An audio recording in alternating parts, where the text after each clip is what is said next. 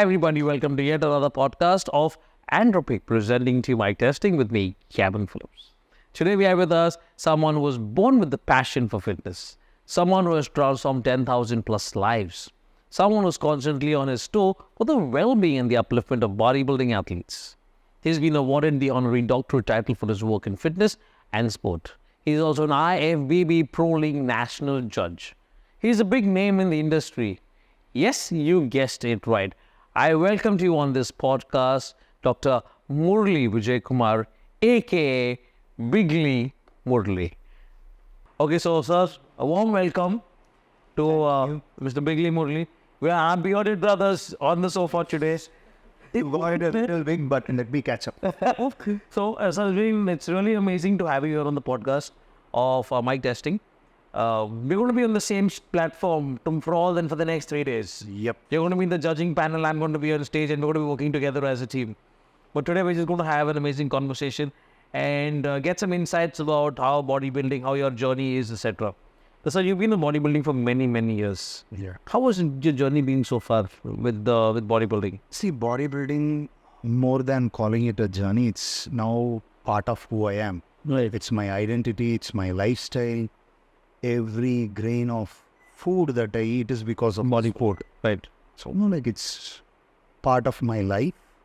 And when it comes to the journey, I was the fattest kid of the class because I What do was you think? asthmatic when I was a child, where I was body shamed more than anybody else. So that was the inner urge to become fit. And then my father was super courageous, strong man. So when I was in my 6th grade, there was a small cow, but for a 6th grade child, that's a big cow. Right.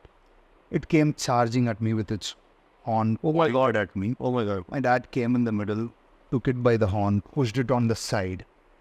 Then I asked my dad, How? in my local language, "Papa, how did you do that?" He had a nice small biceps. He flexed it and said, "Dad is strong to protect you." That was it. I wanted to become strong. Then a lot of events happened. I saw a photo of Dorian Yates and I wanted to become like him. And then the bodybuilding bug bit me and I got poisoned. Here I am, full of bodybuilding poison. Superb. So the journey has been totally amazing. You competed with the who's who in the Indian bodybuilding industry. If I may ask, which is the most memorable competition you ever competed in? The first competition where I didn't know I was not ready and I was standing was the show which I enjoyed the most. Right. Because I didn't realize that people are making fun of me and I was enjoying that.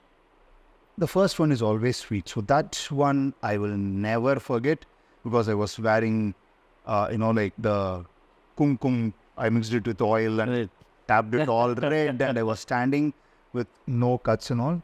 Then the most memorable one was the first time I entered a Mr. Tamil Nadu show. I was a complete underdog. I went into the show just to compete. Right. And I end up winning the Mr. Tamil Nadu title in 2008. So, because I went with zero expectation and I won it, Right. that stays in my heart forever. November 23rd, 2008. I remember to the point where my trunk number was 143. The car I sat on was an Ambassador. It had the first 3 digits as 8 and the 4th digit as 9. So it's all really marked in my brain. I mean, when moments like this come and you don't expect for anything and you get it, it definitely means a lot. Yes. More than meaning a lot, right? When you're expecting something, you get it. It's okay. I worked for it. I got it. You go there just to enjoy, and you come on top. Right. And you realize that you have something for it. That was the initial stepping stone into, I need to compete often. Correct. That's where it all changed. Wow. So you had an amazing journey with bodybuilding, sir. And how has your phase been from bodybuilding that changed, transformed into wanting to be an IFBB judge? See, like everybody who wants to get into bodybuilding, the time when I started bodybuilding, IFBB Pro card was beyond dreams. Because, even the best of the best Indian bodybuilders did not have access to get a pro card. Yeah. Thanks to the Sheru brothers, where Mr. Hemant Anvish and Sheru Anvish were able to bring pro cards to India. Before that, it was just a dream which nobody realized. Correct. So I wanted to become a pro bodybuilder, stand on Olympia. Like everybody who starts, they don't realize that whether they have it or not, but you want to achieve Correct. the unrealistic part. So I wanted to become that. And due to a series of injuries, my stupidity in the sport, I completely tore my right pectoral, I tore my right lat, I tore my right deltoid. How come? I was benching 190 kgs for reps, and then like I hear a paper tearing followed by a snap. It was my right chest, which led to a surgery, and then that cumulatively added pressure to my lat. Oh my God. And then, so 2013, I compete with Suhas Kamkar, and he was the winner, and I didn't place in top 5, though I had myself in top 5. The judges saw it other way, so I decided when you're in the mix, nobody's gonna care. You cannot really go and ask. And which competition was that? This was 2013 Mr. India. Mr. India. Yeah. Right. So I decided, okay, let me fix myself completely and then go back the next year. So I was working out hard. I started lifting heavy. I started juicing up a little bit more. I didn't sleep. I was working extra hours so that I can make money for bodybuilding and all those stuff. So I was not recovering, and I was working out. One fine day, I was working out in my office gym. I was benching 190 kgs. On the second rep, I completely snapped my chest. There was no supporter for you or someone? There was somebody standing, but I don't like my guy putting his hand in. Yeah. And it was too fast. Like I'm locking out and the right chest gave away. That's it. So that put me out for a couple of years. And then in 2015, I do the stage show, I win it, I qualify for the nationals. And then like, I'm not able to move my arm. I have so many knots on my right lat because the right chest is not connected. Everything was taking the other. Load was going there. So I go to my chiropractor. My chiropractor says it's very tight. Let me release. He touches, and then my lat, my rear deltoid on the right snapped. Oh my God. So this happened on April 1st. April 10th is the Mr. India. Oh. And I thought I'm a hero. And I said, I'll just keep taking painkillers. I'll go to a doctor, do some temporary fix, go compete on stage.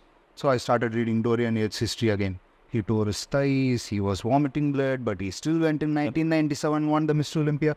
All those crazy nonsensical motivation was in my head, and I started pushing, and then like my right lat started swelling like a watermelon. Oh my God. And I'm getting high temperature. Then I go to my friend's hospital. This guy was operating inside. This guy is a lung surgeon, okay? So his father is like almost 80 years old. He said, why this? Just sit down. He took a needle, poked me on the latch, and there was pus coming out. He said, son, you're not going for a competition. I'm operating you tonight. And then when they open up, we realized that there was hematoma, which the ortho to whom I visited did not take care of the hematoma and give me on antibiotics. So almost 750 grams of my lat and 300 grams of my rhomboid has decayed. Oh, decayed. Yeah, it's necrotic tissue all over, and the infection has spread in my blood. And then like they operate, they remove all the chunks from my lat. And I was in ICU for almost 4 days, to the point where my blood was so infected because of the infection that they were giving me painkiller shot on my left bum, and then the left bum completely gave away. Ooh. So they had to operate and remove all the medicine from there. Wow. And the Mr. India didn't happen. So I realized that I had to retire.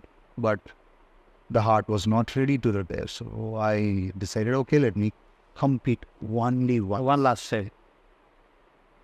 Get a victory, get an overall victory and retire. So 2017, I did the Mr. Tamil Nadu, won the overall and hung up my guns. Then I started conducting shows on my own because NPC had not come to this. Correct. because I was not in line with what the other federations were doing. Because, let's say, the ideologies are not towards the development of bodybuilder. Then I realized that there is pro happening here, and then like one fine day, Hemant sir calls me when he comes to Chennai and said, tomorrow is Mr. Tamil Nadu. I want you to come there as a guest. I said, yes, I'm coming. I want you to support me in the judging. I said, yes. And he said, I'm making you part of the national panel. I didn't say a no, because pro card was my dream. The difference between the athlete pro card and the judge pro card is just one checkbox. Athlete And judge. Yeah. So I realized, okay, I can realize the dream again. So I am here in the run. Superb. So then you started competing. Bodybuilding was a different ball game altogether. Now it's a different ball game. What is the difference that we see? You look. Why I'm asking was you look at it as to an athlete point of view. From the time you used to compete. Okay, some Now you athletes are gonna hate me, but let me spit it out the way I think it. I don't want to hide because I have an opinion and I'm happy to share it because that's my opinion. The generation before me was more hardworking than me. My generation was more hardworking than today. correct. When I say that, I'm not telling about all the athletes, but the percentage of athletes. Let's say there are so many federations today. Let's say in a state, let's say 500 bodybuilders were there when I was competing. Now you have like 6,000, 7,000 athletes in a state. But if you count how many bodybuilders are ready to do whatever it takes, get into the zone where they zone out everything else from their life and do only bodybuilding, the number is low. Correct. Most of the bodybuilders cannot go on workout if there is no camera following them. Correct. So it's on to And the there content. are a lot of potentially genetic beasts getting ruined because they are more worried about what angle they are covering than what angle they are hitting the muscle. Correct. So I'm happy that there is social media. You don't have to rely on someone. You can project yourself. You can be your brand. You can do whatever you want. All that is good. But if you're competing that 3 months, Focus. flush it down the toilet and focus on winning. There are few athletes, if they do that, they can win pro card in no time, but they are not doing it. I'm seeing it in front of my eyes. So the only thing that I see the change is good and bad, where I don't even have good photos of me competing. Now the guys have very good footages which they can show to their grandchildren, like, Yeah, this is who I used to be. But they are losing on who they can be. That's one thing. And if we quit too fast, they achieve 1 or 2 shows and they are done. No, sir. I think you know what I feel. My thing is, our generation, probably, when the athletes used to compete, they competed because they were in love with the sport. They did not compete for any camera, for any media. It was true love and passion for the sport. But there are still athletes who do that. But there are some athletes who only do it for the social media, for the cameras, just to showcase it, and that's about it. That's the reason for more than a year or 2 years, you won't see the same athletes. You'll see new faces coming every time. And I'll tell you one more thing, okay? So I have lost to one guy called as Saravanan more times than anybody else, okay? But we were great friends because every time I know I'm going to battle it out, this is the guy that I'm going to battle it Correct. out. On the backstage, we'll be pumping together, we'll be loading together, we'll be chit-chatting together, we'll be having fun together. And then on stage, Rivals. it was not rivalry. We'll have fun again.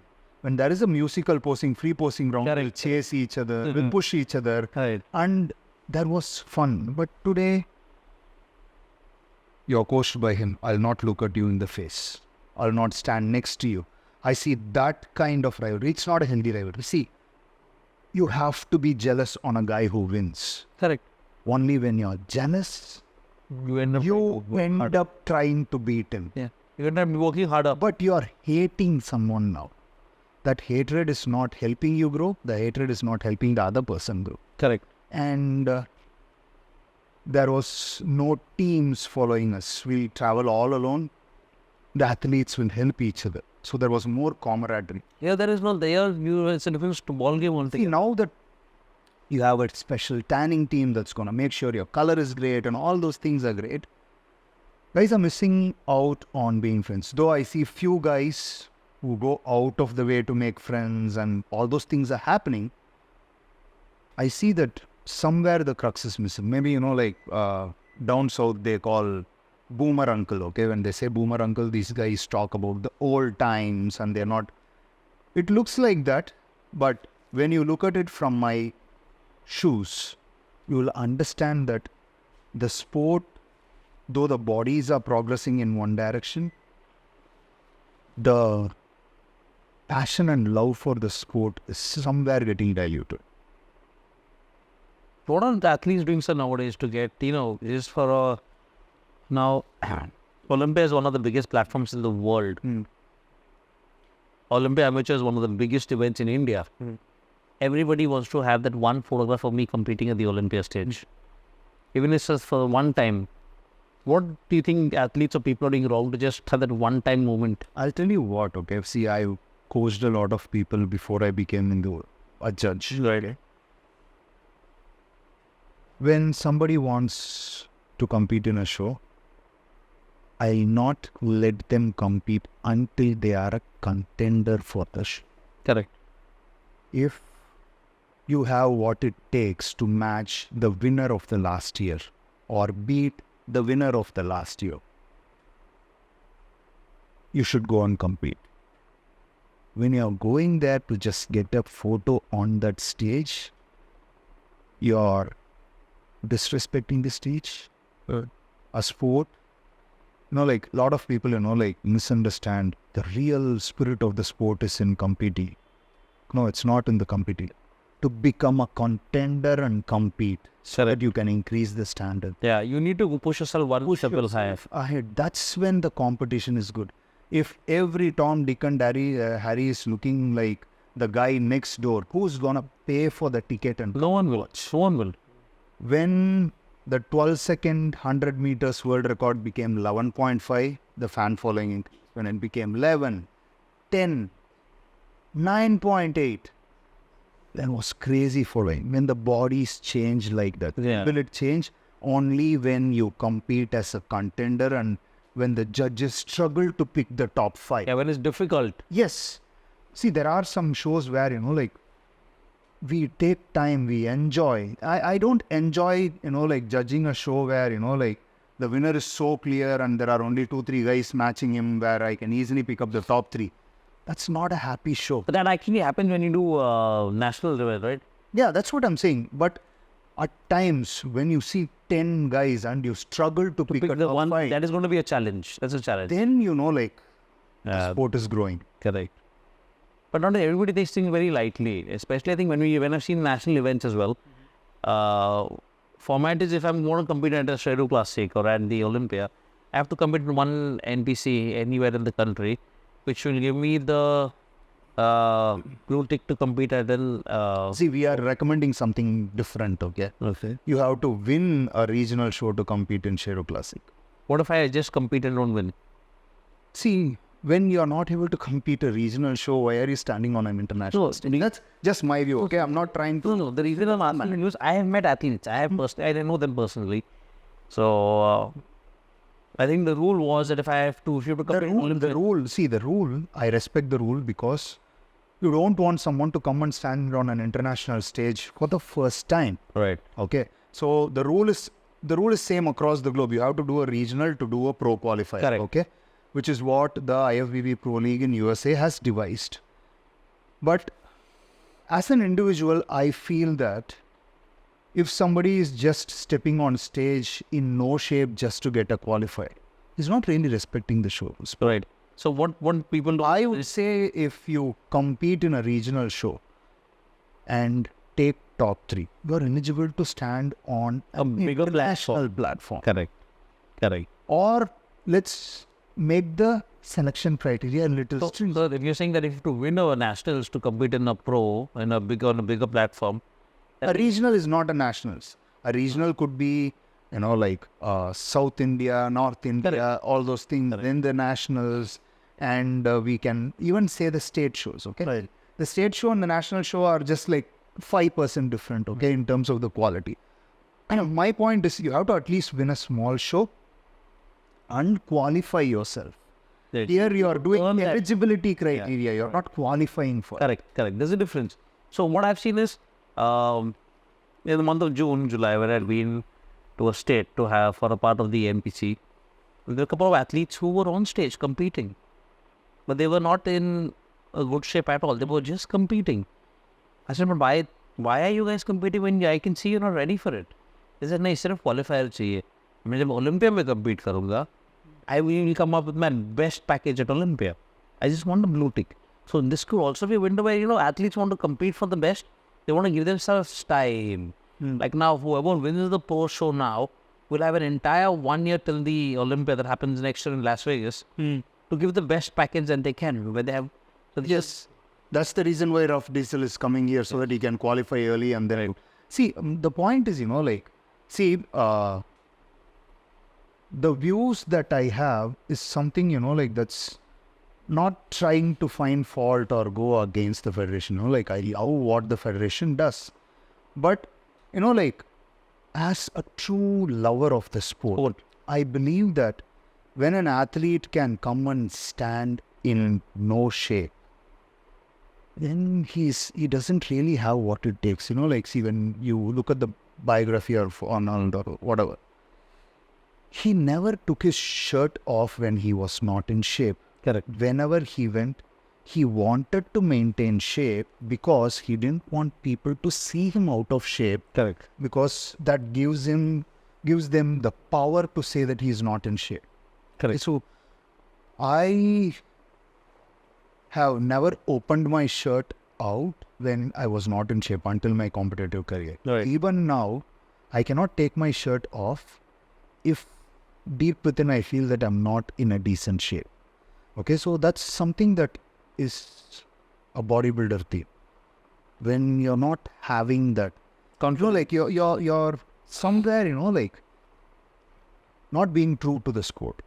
See, if you want a blue tick, okay, you're not coming in shape, you're disrespecting bodybuilding. That's what I see. Right. So, sir, the events in South India, bodybuilding events, have gradually grown with NPC. Yeah. How has things changed in Southern India? I know that in Maharashtra side, like we have Pune Shri, Mumbai Shri, and events like that. How is the scene of bodybuilding in South India? See, in South, there are a lot of shows happening. There are a lot of federations that are doing. But the reality is, we conducted a state show in Karaikudi, which is, if you know Chettinad, okay, this place is such rich cultural heritage where every family tries to retain a house that is 300, 400 years old, built of teak. You will see, you have almost 600 or 6,000, if I'm quoting the numbers wrong, but palaces in that city. What are you saying? Okay, so that city, they have seen bodybuilding shows on the road junctions, on open ground where they'll just have a tent and there will be a show.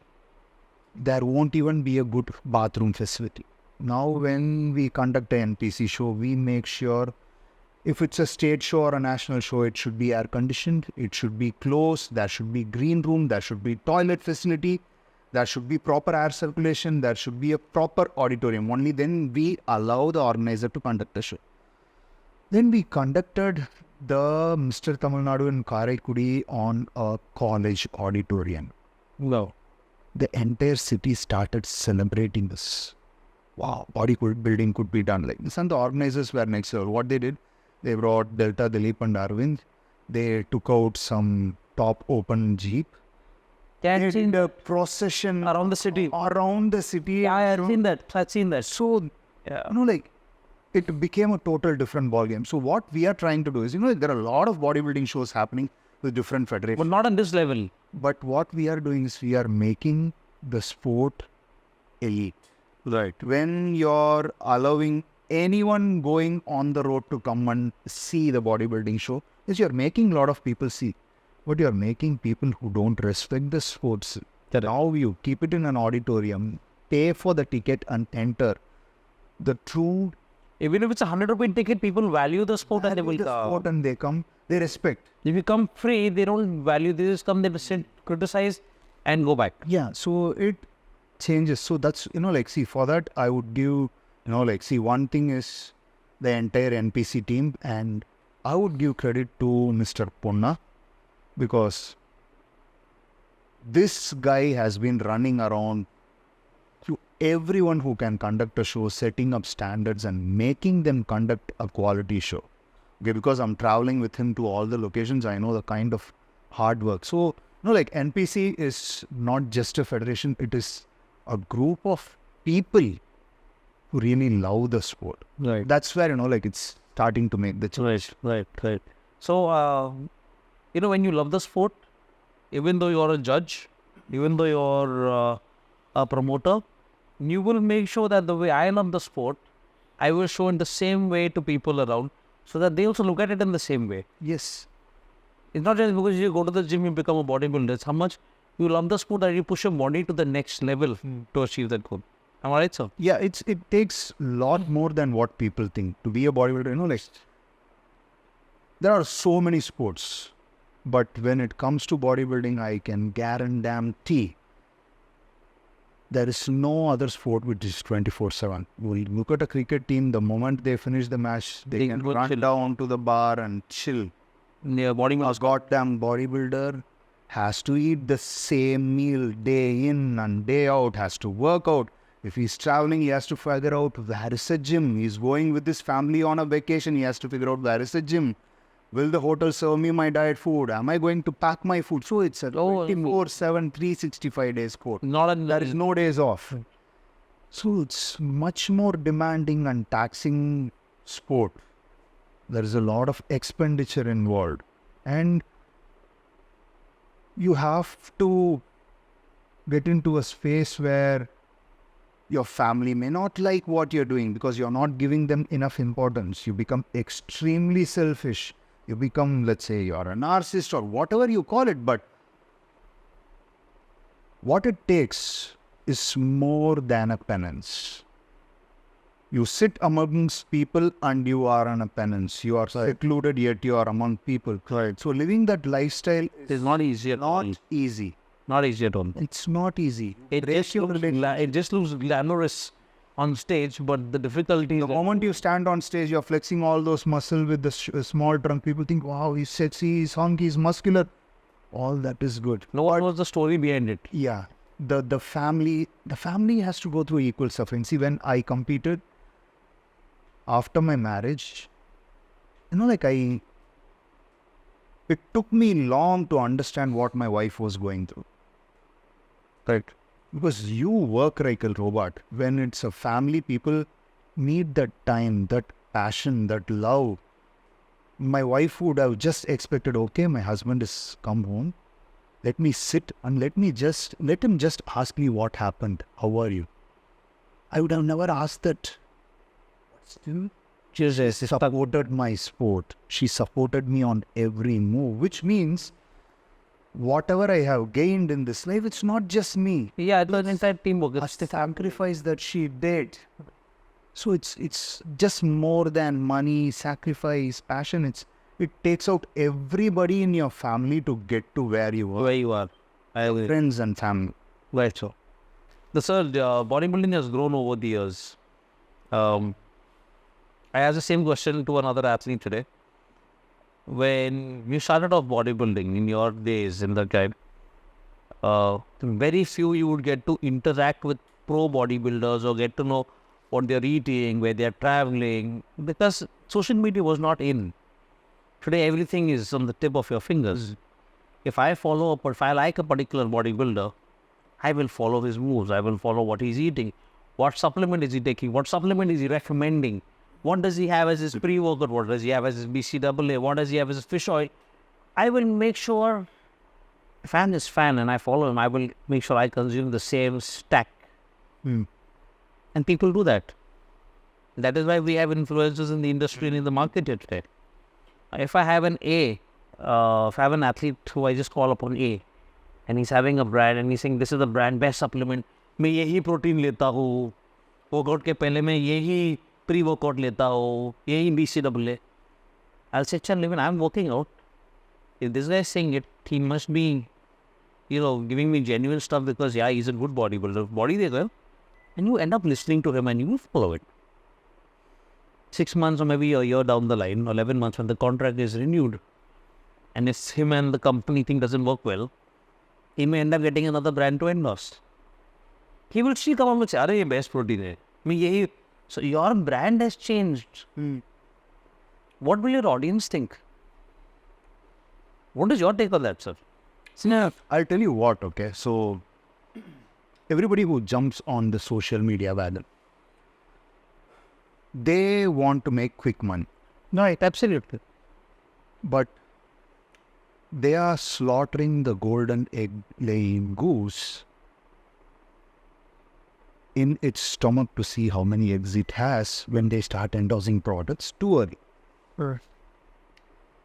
Because if you look at my social media, it is my honeycomb. Right. I draw all my honey. I store all my honey in my social media. Right. This is where I'm trying to project Biglee as a brand. Absolutely. I'm not trying to project what I do in my life, because when people follow me for my credibility, Right. I don't want fans. I want informed people to follow because I am credible. Right. I take decisions based on it. I'm gonna have fans, or let's say followers, who don't think cheap of me, Absolutely. which means they're gonna trust what I say. The Yeah. kind of content that I prefer putting out Right. is authentic content, no clickbaits, no fancy glamorous stuff. Straight to the point. If you want to learn, take it.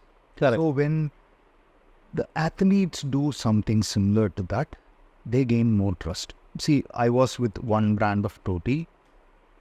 I still don't say to people, don't buy that brand, or I don't go about and say to people, change the brand to which I am in. I have supported the brand for 11 years. Wow, that's a long time. Okay. From the time the company started, from the time testing the product, formulating the product, I've been part of that brand. Now I moved to Steadfast. Let's say more than moved, I transitioned to Steadfast. Right. Because of what more they could offer to the fitness community. Right. The kind of products, the range of products. There are people who will say that Steadfast is charging premium. Some people will say this, some people will say that. But before I spoke to Mr. Raman Puri and got into Steadfast, I had to research about the products for about a year. Oh, wow. Okay. So I had to wait to trust the product. I had to test the product on me. I had to test on a couple of clients where I figured out that these guys will never compromise quality. Now when I recommend, I don't go about to people and say, buy Steadfast.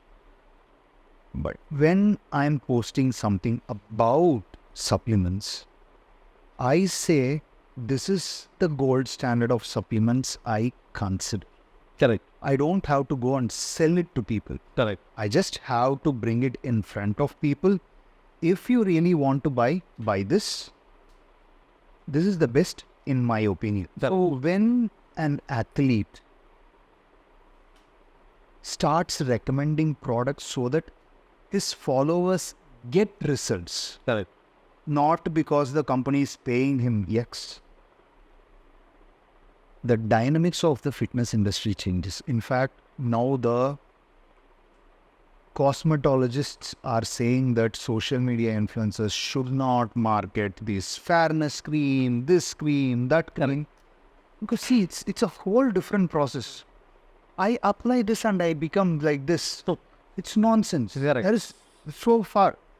And when it comes to the financial recommendations, CB has brought in a lot of guidelines where a lot of YouTubers who are predicting finance cannot monetize that.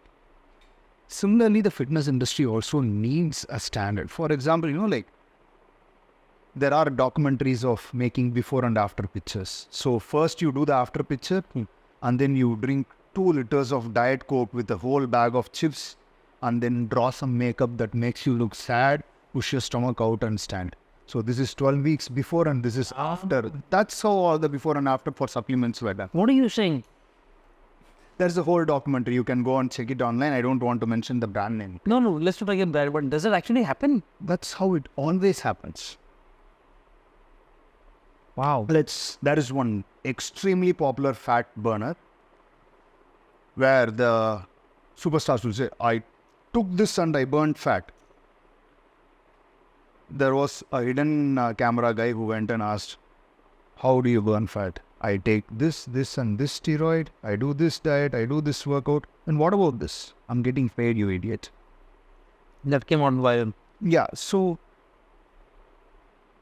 now I know that people are not that stupid to just think, okay, my superstar is buying, I'll buy. Those will be fanatic fans. They are not buying it because they want research. They are buying it because their superhero is buying it. Correct. Other than that, I think that our guys are much smarter than that. Their audience knows better. Yeah. I think even if you pick up any medicine, if you're unwell and you go to a doctor and he gives you a prescription of medicines, I'm sure even before you buy this medicine, you have that much of thing to Google and see what he's giving it to you, what are the ingredients, whether it's going to have any side effects, whether any steroids. So nowadays things have become easier in a way, but things have also become crazier in a way. More complicated in a way where, like I'll tell you a simple example, okay?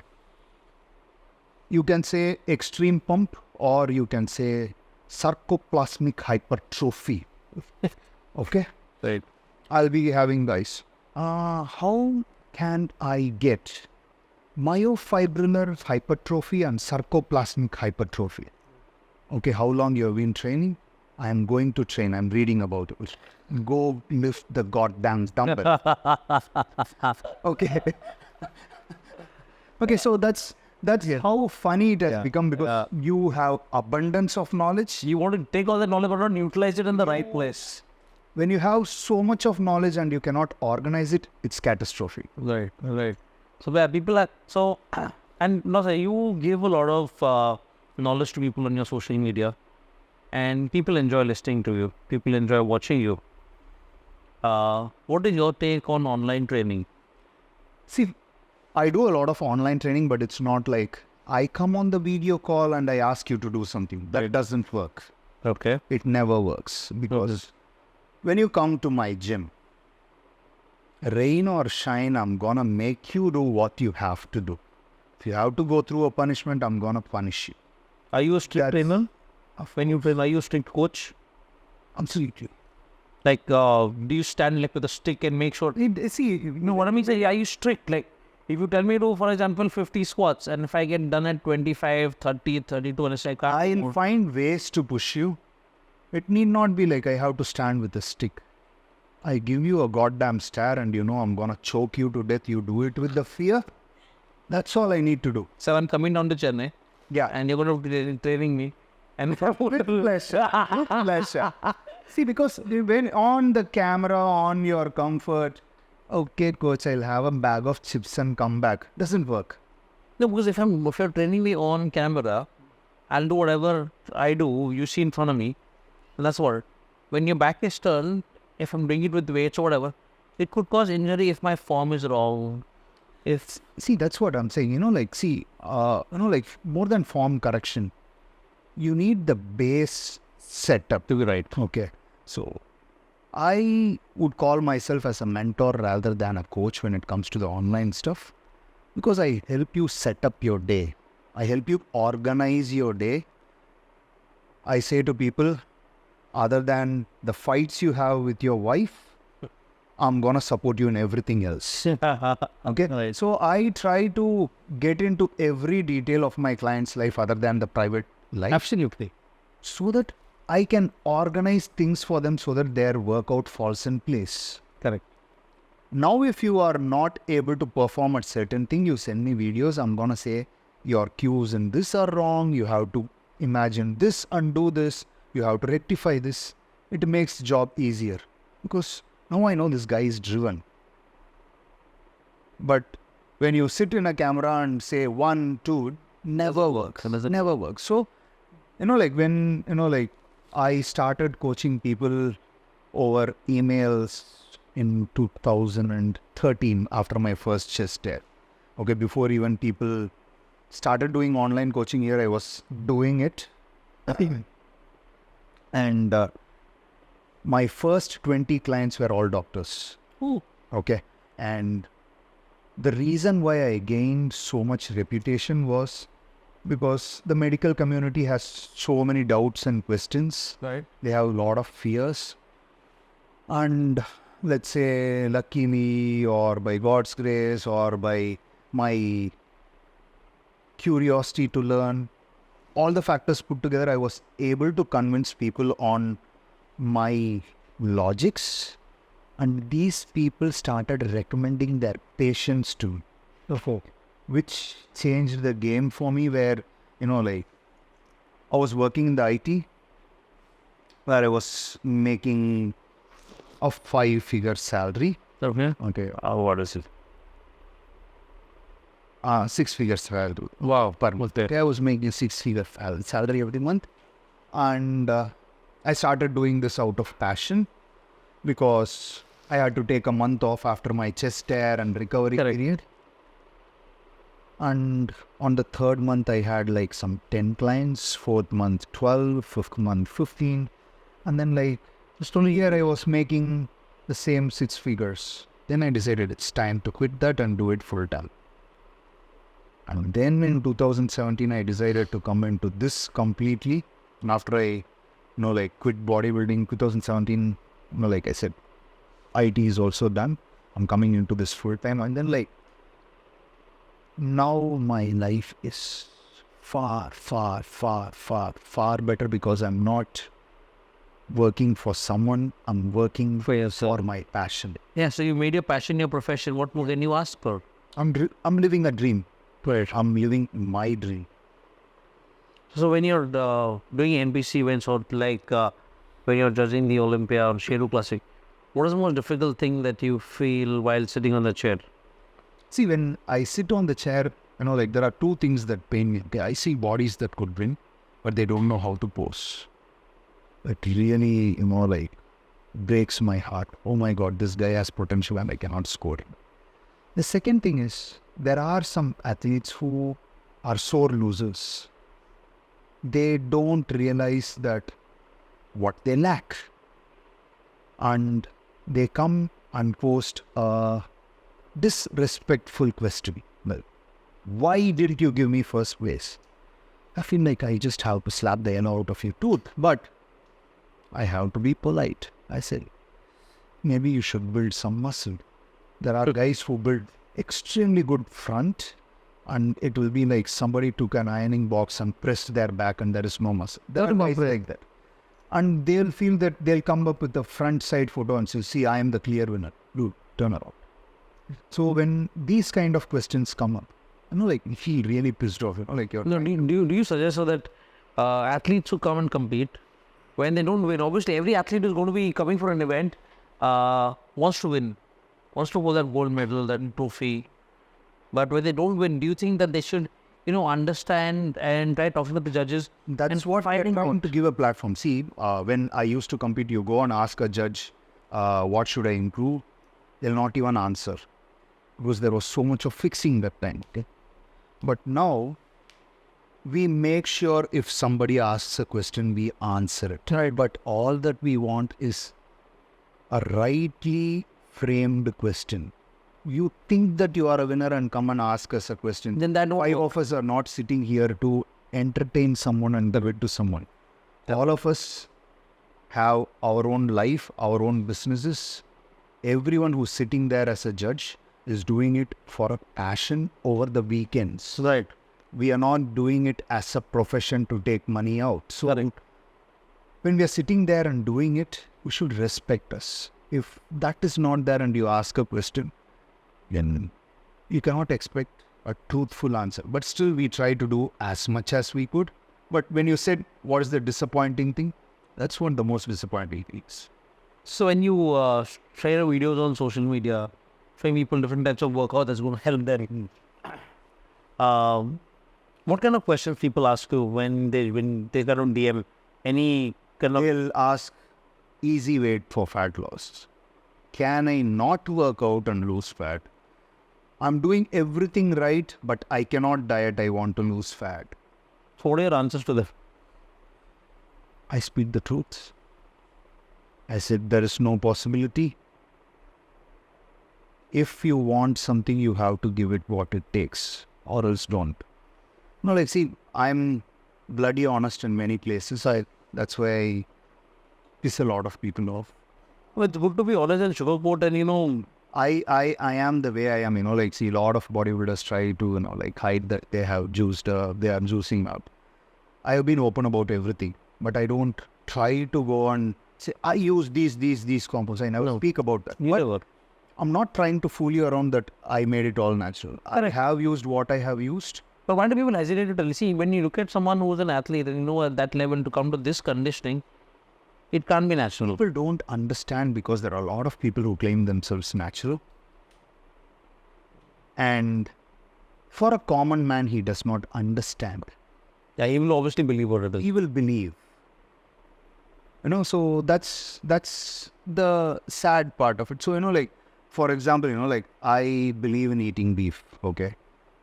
When I post a picture of me eating beef or me cooking beef or me eating a steak, I'll get 1,000 hate messages. You are not an Indian. You are not a human. You should be hung to death. Let your daughter be slaughtered like a beef. Oh, so shit. these are all the kind of comments. Sad. I'll see that and say, good. I disturbed your life.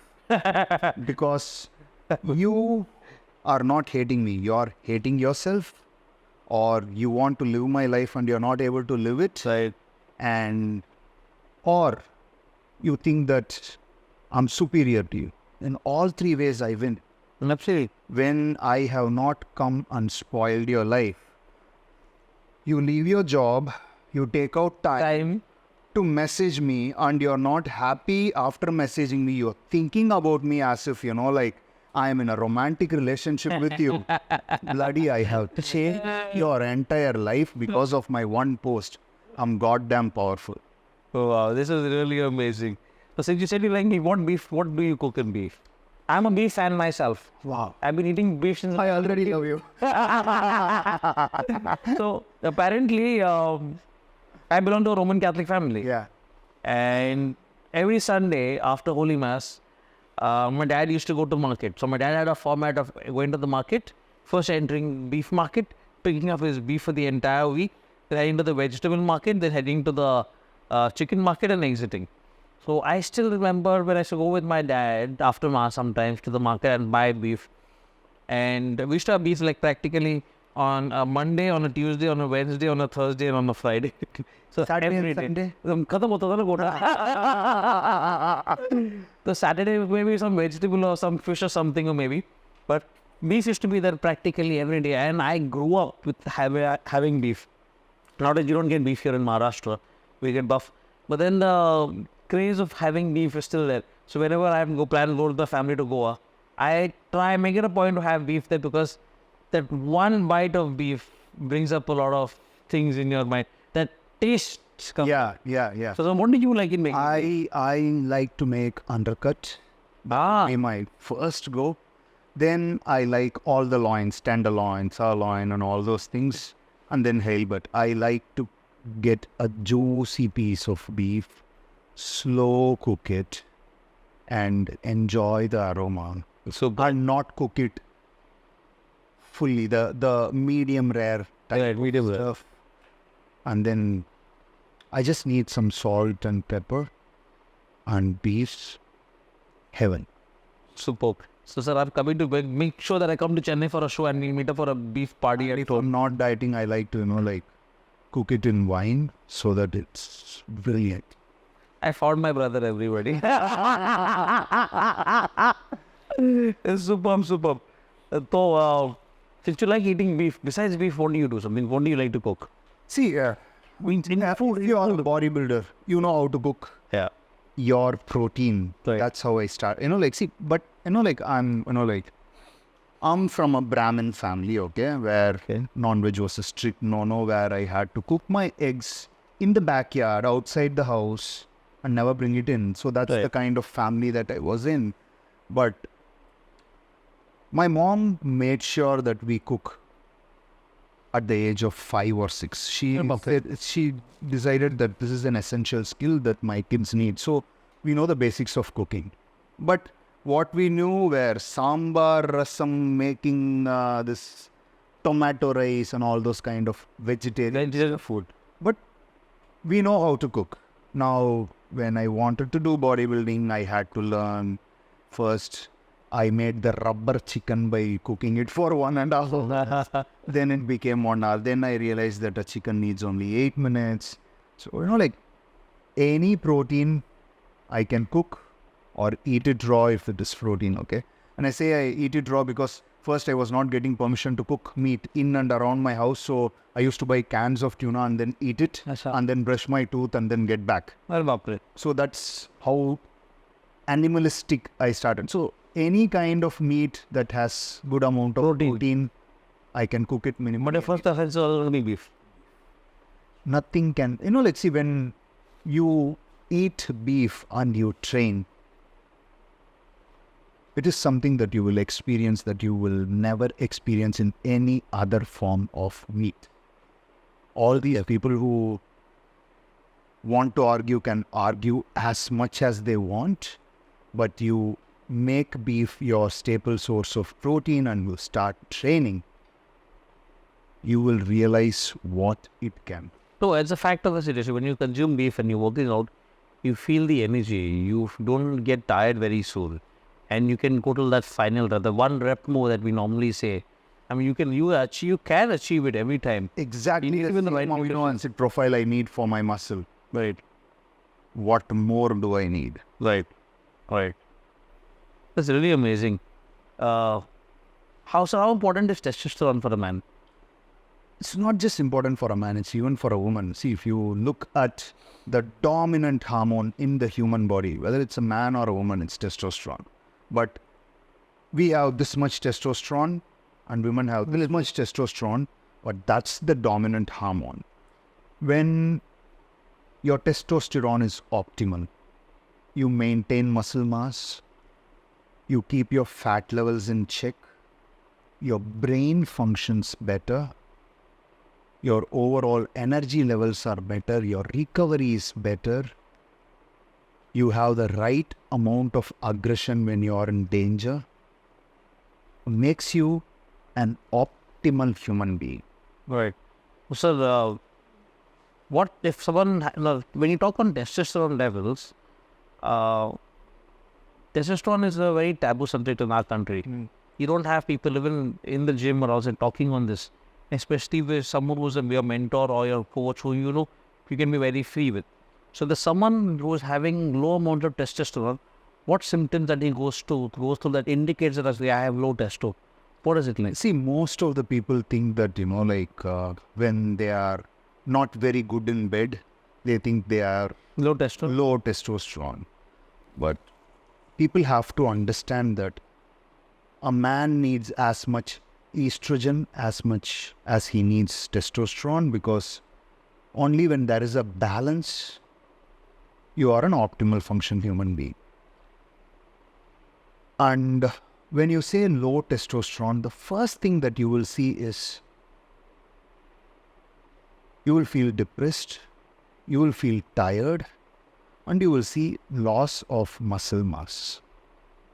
When you see this, there is probability. And if you are around 40, the easiest way to figure out is if you're losing your leg muscle mass. The first symptom for a 40-year-old man of low testosterone would be he losing size of his legs. Okay, so I didn't know this. you have half of the body's muscle in this one region. Correct. So this is the first place where it will be evident. Correct. So that would be the main symptoms that you need to see. And if you are in and around 40, I would say rather take a complete whole body checkup once in a year. So are testosterone boosters recommended for people who know that they've got less testosterone level? Bring it up to... You can cut this out if you want. No, I'm not cutting anything. I don't believe in testosterone boosters. Okay. If something can really boost testosterone, it would be banned. Okay. Everything that could effectively boost testosterone have been banned. Can something naturally boost testosterone? Your squats, your workout, in food? Well-balanced diet. Okay. See, you need a balanced diet where you have one, the good and the bad fats, because that's where the hormone is going to be formed. The right amount of balanced vitamins. Right. Good sleep. Most of the people have testosterone related issues because they don't sleep well. Less stress. Stress could cut your testosterone. Right. So if you are able to control stress, sleep well, eat a balanced diet, and what was the human body designed? To hunt and to fight enemies, which means intense physical labor. You cannot just go and fight today, but if you're doing intense physical labor, you are stimulating that. So resistance training and all these factors can increase your testosterone. Right, super. Then we need to be super active. So we need to... Not just active. See, that is the difference. If you're running marathon, it's not going to boost your testosterone. You need to be overall. You just can't do cardio. You just can't only work out in the gym. You need to have a mix of everything that is going to keep you fit. Yes, exactly. It's like if I'm going to eat, if I'm at a buffet, and if I tell you I'm a non-vegetarian, that doesn't mean I'm only going to eat the mutton or the chicken. I have to have my salads. I'll have to have my carbs. I have to have my combination of everything that comes out in the meal. So that's what we need to portray to people. Yes. Has to be a balance of everything. Exactly. Right. Superb. So, sir, any message for all the people who are, who want to lose weight faster or who want to get ripped or get muscular faster? What is your message for them? See, I would just tell to you the facts. There is no fast way in anything, okay? You have to do the hard work. You have to give it what it takes. If somebody is telling you, I'm going to teach you an easy way, it's just making money by selling a program. If you have to burn a kg of fat, you have to burn 7,000 calories of fat. Wow. Yeah. Okay. That doesn't happen by swallowing a pill or doing one meditation technique or one yoga. Intense physical activity. Now, if you're doing intense physical activity, you're doing it with your muscle, which means there is a chance of muscle loss. So, are you eating enough protein to preserve your muscle? Correct. Now, if you're doing intense physical activity, other than muscles, your joints and your entire internal hormone panel is going to suffer. Are you balancing the nutrition for that? Right. And are you sleeping to make sure all your feedback cycles are running? So if you're doing all these checks, then you're going to get results. If I tell you that it is easy, I'm just making a super clickbait content. Last week I had an interaction with a gentleman, Dr. Tim, and he said, you are having this vehicle of yours, and this vehicle has to be moving. You just can't put any fuel in the vehicle to move. You need to put the right fuel, and you need to utilize your vehicle in the right manner for it to go a longer distance. If I put the right fuel, but if I do not drive it well, it will land somewhere else. So we need to understand, even for athletes, we need to understand that this vehicle is going to take us a longer distance. We can't put something else, like in us, that will take us at a faster speed, but for little duration, and then stop that. So we need to take our life seriously, we need to take our health seriously, and we need to have more mentors like you in the industry who will help athletes, who will help individuals, who will help working professionals to get their health on the right track. I'm going to be your next client in getting my health back. I'll be super happy. Because we are gonna be on shows together, and we are gonna be in the gym together. That's gonna be fun. So, sir, I just want to say a very, very big thank you for giving your valuable time. To be very honest with people watching, it's around 1 o'clock, right? 1 o'clock in the midnight. We are talking. And to be very honest, it's 1 o'clock.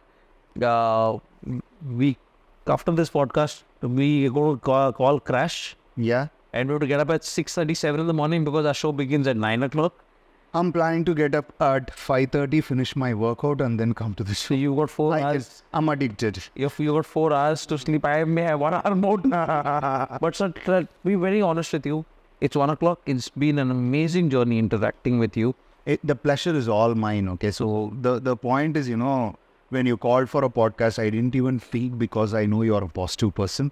Thank you, sir. Okay, and I came here with zero expectation because I believe when two people talk positively, you're gonna get a lot of good content that will be, it's more than an hour that we spoke.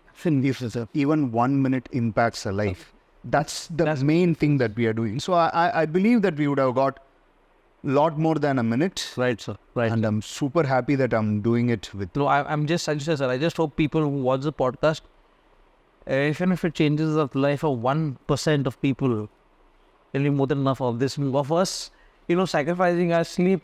I'm very sleepy right now, but I am right because I'm enjoying it. I have to. This is the as you said, you made your passion your profession. I never knew that talking could be an artistic job. But when I got to be at the Olympia stage and I got an opportunity by Mr. Manish Gandhi himself, I said, okay, because I like being on stage. I used to host a lot of shows. And when I got Olympia, I said, I can't say it's a dream come true because I never had a dream of competing or hosting the Olympia stage. But things went to another end. When I'm on the Olympia stage and I look at the judges, I look at the athletes, I look at the audience, I look at the amount of cameras, the cell phones. People ask me, how do you connect with that energy from start to end being the same, your voice being same? Even though I'm exhausted, I'm not supposed to be exhausted. I'm not supposed to let myself come low because I am here. If I give my 100%, you, the audience, will give 200%. Not just the audience, when you're pumping it up, it's like last 2 or 3 years of hard work is standing on that stage for that 2 minutes of glory. So if you get low, these guys don't feel that electricity. But I don't know how shows happen in other parts of the country, where I take my good old time, sweet time to announce the results. I like messing up. I like interacting with people. If I don't get the energy from you, I can't give it back. And people here in Mumbai, people in Delhi, people in Punjab, wherever I travel for this, people respond so well that you enjoy being there. It's like a thrill. To be very honest now, I've got a lot of shows lined up till the end of the year. But I've been looking forward for the IHF because it gives me a boost. It gives me being on the biggest stage in Asia and gives me meeting people like you and the others. So it's the most happiest platform that I'm on, sir. And it's not, for me also, it's almost the same, but more than happy, it's a blissful platform. When I'm sitting there, see, for me, bodybuilding is everything, like I said in the starting. Right. And when it's conducted in a way where it should be conducted and where you glorify the heroes, the real heroes who are standing there trying to win the prize, where may it be the promoters, may it be you, may it be the judges, may it be the stage master, may it be the light person, everybody's work is coming to that one point. The stage. So that makes it a blissful experience. And so, okay, the entire event that happened, which is the one part that you enjoy the most? They enjoyed the most. You're talking about this one or the IHFL? Any finals of the pro show, or the pro card show? See, for me, every show where... So which part of the... No, that's what I'm trying to come. The part where... And your new IFBB Pro followed by name. Right. Every time that goes in, my heart skips a beat. Because, that's... see, when I had a dream of going to Olympia stage, the first thing was getting a pro card. Right, sir. And when I see someone winning it, when everyone wins it from India. I take it as my win. Yeah, that's I the- enjoy and cherish that. especially, no offense to and the other athletes, but when anyone from India wins, I feel honored because on that platform is the hard work of the athletes, the trainers, their parents, their spouse, all put together is their victory as well. And when we have everybody standing for the national anthem, I have not had any better moment that when we have the national anthem playing. Not only it was played 4 times that day. Every moment it is played. Tomorrow we are going to play it 10 times. I'm looking forward for it. I'm looking forward. I'm not going to say which category I'm looking forward for, but I'm really looking forward. I am as excited. I am pumped up. And I'm sure we're going to have a blast tomorrow. We're going to meet all the pros. Yeah, Yeah, it's going to be insane and intense. Electrifying. absolutely. So thank you very much, sir, for being a part of the podcast. It's an honor and a pleasure to have you here. Thank you so very much, sir. Thank you so much for inviting me and having us a guest in your show. Let's see how often we can do it. Absolutely, sir. Thank you very, very much. Thank you, sir. Thank you. Thank you.